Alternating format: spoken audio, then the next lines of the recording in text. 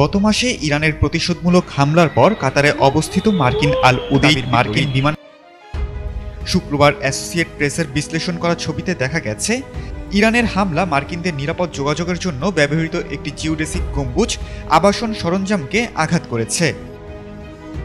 অনুসন্ধানে বলা হয়েছে, স্যাটেলাইট ছবিগুলোতে 23 জুন সকালে জিওডেসিক গম্বুজটি অক্ষত অবস্থায় দেখানো হয়, কিন্তু 25 জুনের পরবর্তী চিত্রগুলোতে গম্বুজটি সম্পূর্ণ অদৃশ্য দেখা যায়। দৃশ্যমান পোড়াচিহ্ন এবং সংলগ্ন একটি ভবনের কিছু ক্ষতিও হয়েছে। এপির প্রতিবেদন বলছে, কাতারি কর্তৃপক্ষের পক্ষ থেকে ক্ষয়ক্ষতির সম্পর্কে কোনো আনুষ্ঠানিক প্রতিক্রিয়া পাওয়া যায়নি। উভয় সরকারের পক্ষ থেকে ঘটনাটি প্রকাশ্যে স্বীকারও করা হয়নি। গত 22 জুন ইরানের 3টি পারমাণবিক স্থাপনা নাতাঞ্জ, ফোর্দো এবং ইস্পাহানের আমেরিকান আগ্রাসনের পর প্রতিশোধ হিসেবে পরের দিন মার্কিন বিমান ঘাঁটিতে ইরানের হামলা চালানো হয়। এরপর 23 জুন ট্রুথ সোশ্যালে একটি পোস্টে ট্রাম্প ইরানের প্রতিক্রিয়াকে খুব দুর্বল বলে উড়িয়ে দেন।